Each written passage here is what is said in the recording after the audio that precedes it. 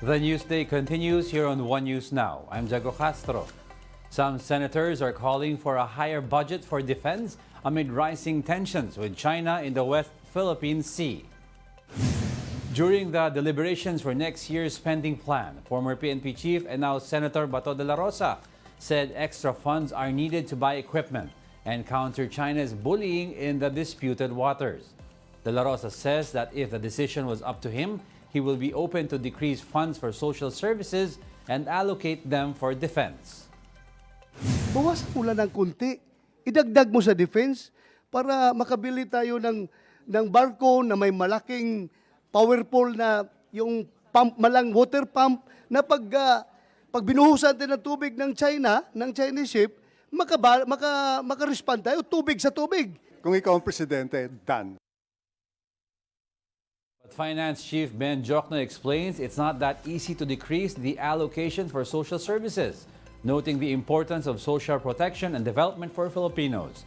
Still, Budget Secretary Amena Pangandaman says the economic managers understand the situation of the defense sector. She says proper planning is needed to boost our defense capabilities, like arming Coast Guard vessels. Siguro po in the future, maybe proper planning also is necessary because when you buy something, sana po kumpleto para mapondohan po natin lahat. Because yung previous years po, they just bought the boat, wala pong ammunition.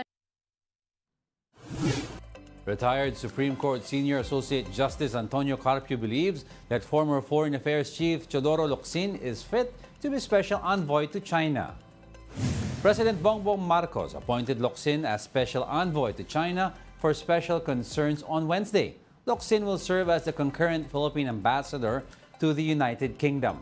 This comes amid rising tensions in the West Philippine Sea after the Chinese Coast Guard blasted Filipino vessels with a water cannon. Carpio told the big story that Locsin is so much better than the other candidate, former President Rodrigo Duterte.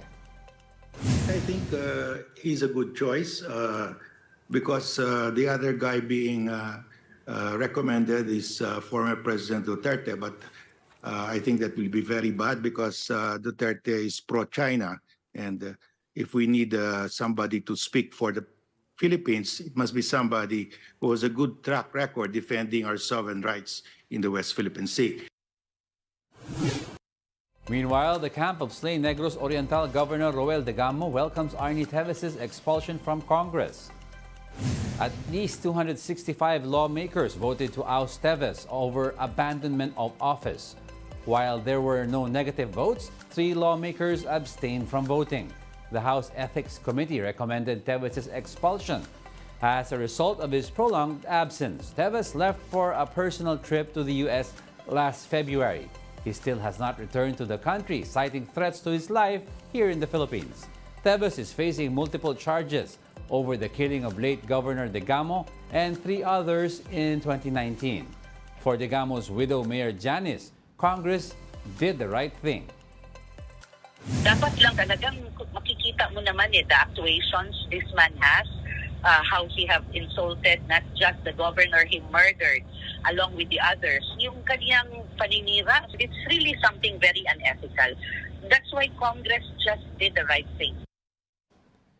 Tevez' lead counsel, Ferdinand Topacio, called the proceedings to oust him a kangaroo court, saying that the committee were also his accusers.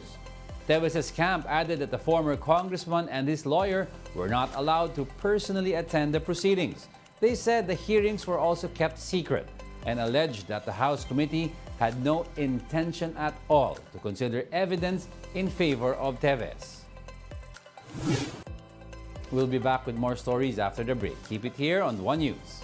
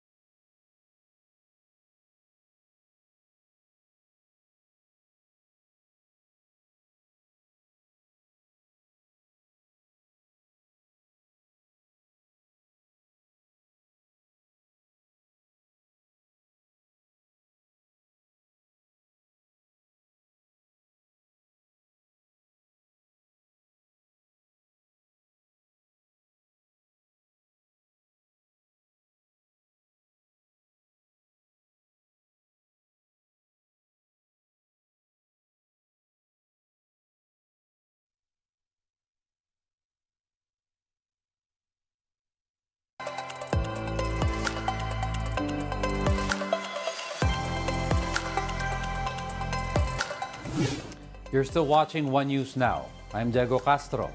Amid the continuous hike in rice prices, Trade Secretary Alfredo Pascual advises Filipinos to make diet adjustments. Rice prices in wet markets currently stands at over 50 pesos. So with this, the Secretary floated the idea of eating rice alternatives. Bantay Bigas slammed this suggestion, calling it anti-poor. They also urged the government to focus on finding ways to lower the prices of commodities. Adapt and adjust our maybe our diet. We made experiments on rice corn mix, 70% rice, 30% white corn. We tested the nutritional value, the taste acceptability, and it was a pass. Meanwhile, the Agriculture Department is urging the private sector to import rice. This despite President Bongbong Marcos' assurance that the country's rice supply is sufficient. DA officials say 600,000 metric tons of rice must arrive before September 15. An additional 5,000 metric tons should also be imported by year-end in preparation for El Nino. Likewise, the DA also wants to import some 35,000 metric tons of fish like galunggong, bonito, and mackerel. Only those affected by the closed fishing season will be allowed to import. In other news, two key officials of the Manila International Airport Authority have been dismissed. Ombudsman Samuel Martires found MIAA General Manager Cesar Chong and Assistant Irene Montalvo guilty of administrative offenses. In his decision, Martires said Chong reassigned over 200 employees without any valid reason. Chong also promoted Montalvo despite her unsatisfactory rating in the 2020 Office Performance Commitment and Review. Both Chong and Montalvo were preventively suspended by the Ombudsman earlier this year. Heads up to commuters. The LRT Line 1 will suspend operations for a half day on Sunday, August 20. All trips on the train line will be suspended from 4:30 a.m.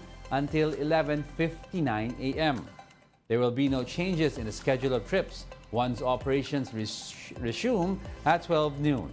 The suspension will give way for the upgrade of the entire train line signaling system as part of the LRT Cavite Extension project.